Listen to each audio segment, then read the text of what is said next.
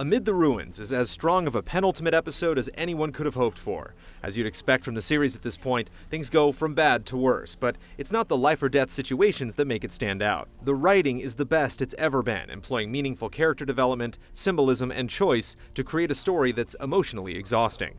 Telltale demonstrates that when the studio is on point, they can create some of the most affecting narratives in gaming. What, suddenly you're pretending to be concerned? The previous episode left things in dire straits. Clementine and crew were caught in a swarm of zombies and facing gunfire from the remains of Carver's gang. Amid the Ruins throws you right back into the horde, making for a tense opening that immediately puts you on edge. From there, things rarely calm down.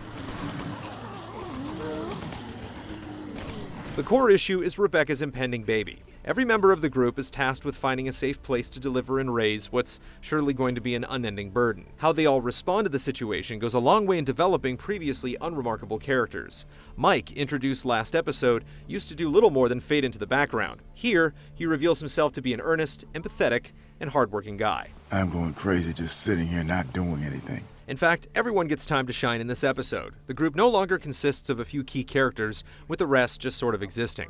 You'll have significant conversations with everyone in ways that are often surprising. Kenny, for example, has always seemed irrational, flying off the handle with hardly any provocation. In Amid the Ruins, he feels more human than ever. We've spent a lot of time with Kenny, and this episode convincingly recalls just how much he's been through. He sits in a tent with Clementine reminiscing about Duck and Katya in a disarmingly vulnerable way.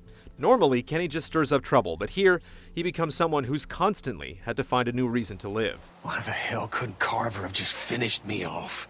Similarly, Clementine is also shown from a different but equally effective angle. Last episode, Clementine felt like an errand girl, charged with doing things simply because she's the one you're controlling. Not so this time, since she's given more than enough reason for all of her actions. While we've seen Clementine fend for herself plenty this season, now she has to be a leader, making decisions for others, and often in the heat of the moment. These choices are among the most difficult ever presented in The Walking Dead. Not only are they morally ambiguous, they will drastically affect how you view Clementine. Telltale has handled her growth with a surprising amount of grace. If you've been following her since the beginning, then she shouldn't be just another character, but someone you truly know. Snap out of it, Sarah! Please! Jane, the loner introduced in the last episode, is the only character that occasionally feels forced. We learn about her past, which is great, but she references a particular tragedy so often that it starts to lose impact. Her "you're better off on your own" attitude is meant to cloud Clementine's judgment, but it's so overt that it becomes artificial.